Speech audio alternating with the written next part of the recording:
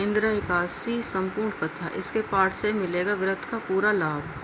इंदिरा एकादशी का व्रत हर साल अश्विनी माह के कृष्ण पक्ष की एकादशी तिथि के दिन रखा जाता है।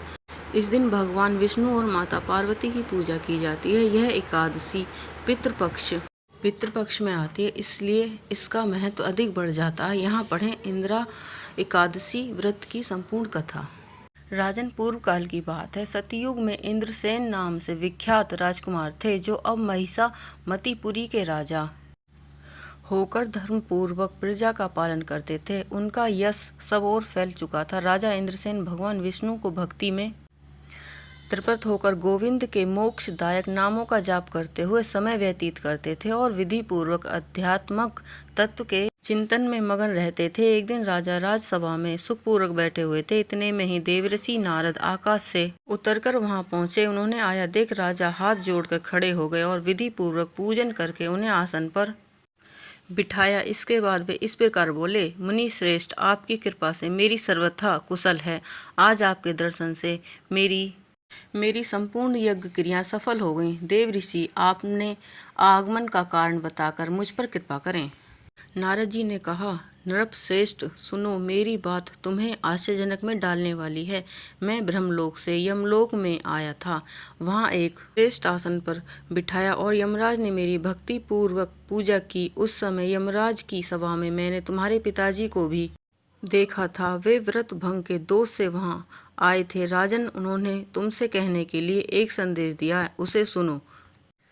कहा, बेटा, मुझे इंदिरा के व्रत का पुण्य देकर स्वर्ग में भेजो। उनका यह संदेश लेकर मैं तुम्हारे पास आया हूँ। राजन, अपने पिता को स्वर्गलोक की प्राप्ति कराने के लिए इंदिरा एकादशी का व्रत करो।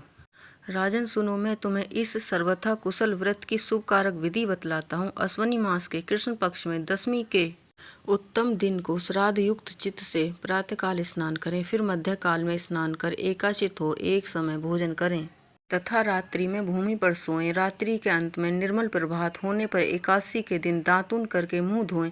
इसके बाद भक्ति भाव से मंत्र पढ़ते हुए उपवास का नियम ग्रहण करें।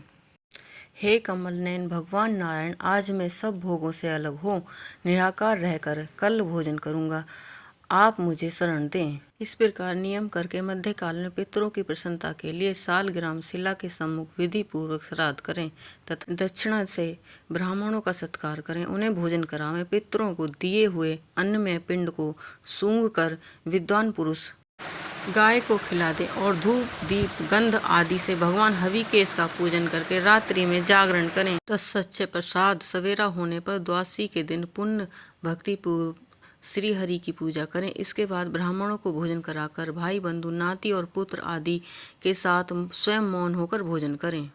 राजन, इस विधि से आलस्य रहित होकर तुम इंदिरा एकादशी का व्रत करो। इससे तुम्हारे पितर भगवान विष्णु के वैकुंठ धाम चले जाएंगे। श्री कृष्ण कहते हैं, राजन, राजा इंद्र से ऐसा कहकर देवर्षि नारद अंतर्ध्यान हो गए। राजा ने उनकी बताई हुई विधि से अंतपुर की रानियों, पुत्रों और भ्रातों सहित उस उत्तम व्रत का अनुष्ठान किया। कुंती नंदन व्रत पूर्ण होने पर आकाश से फूलों की वर्षा होने लगी। इंद्रसेन के पिता गरुण पर आरूढ़ होकर श्री विष्णु धाम को चले गए और राजश्री इंद्रसेन भी एकट राजा का उपभोग करके अपने पुत्र को राज्य पर बिठाकर स्वयं स्वर्गलोक को चले गए। इस प्रकार मैंने तुम्हारे सामने व्रत के महत्व का वर्णन किया है। इसको पढ़ने और सुनने से मनुष्य सब पापों से मुक्त हो जाता है। वीडियो अच्छी लगी है तो वीडियो को लाइक, शेयर और हमारे चैनल को सब्सक्राइब करें। धन्यवाद। राधे राधे। जय श्री कृष्ण।